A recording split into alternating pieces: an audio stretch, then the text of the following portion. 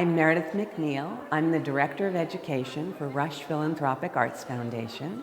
Today we are at Corridor Gallery at the opening reception for our Rush Education Exhibition 2013, celebrating the Year of Language.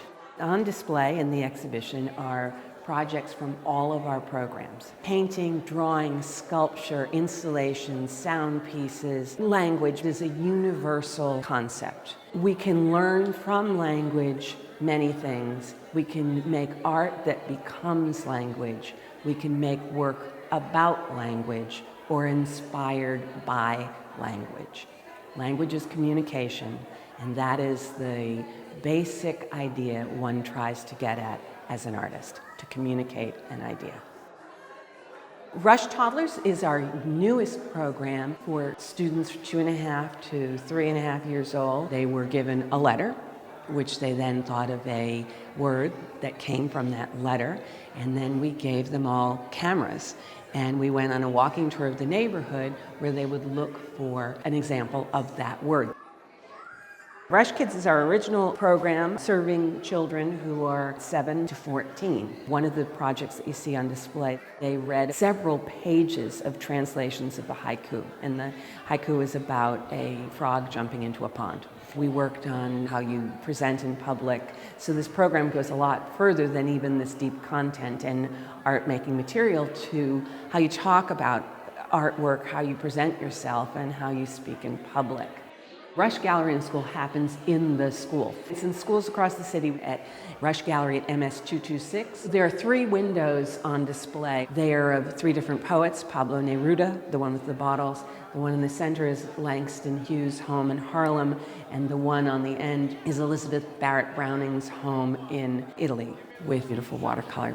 And then we are serving teenagers 15 and up. Sometimes we put Rush kids and teens together. They did something they called sonic collage, and they did it by making instruments with things as mundane as rattled newspapers. They also learned how to write a score. They did very beautiful visual scores.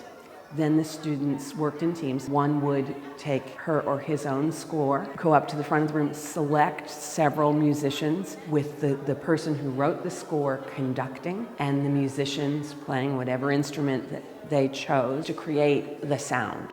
Seeing the kids show the work to both their parents and to all the visitors today is really wonderful. And you can also tell that there's deep meaning and there's narrative and there's story behind all the work as well. My name is Elijah, and this project was on transit, so we had to be creative with our treat.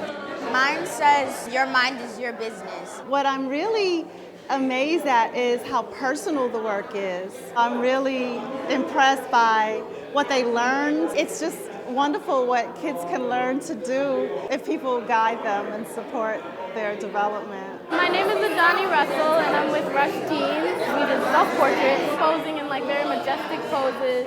Having my artwork in this exhibition is great for me, and I just want to continue doing this. The creative part of it is an excellent aspect of it, obviously, especially at this age. My daughter's only 4. I think it's something that you want to sort of cultivate, crack open that creative side of them. So it's been awesome. My name is Dakota Jones, and I'm with Rush Kids. This is a picture of the yin and yang, and it's done with Braille. And up here it says, "Stars cannot shine without darkness," in Braille. Yin can't live without yang, and stars can't shine without brightness. So it's basically the same concept.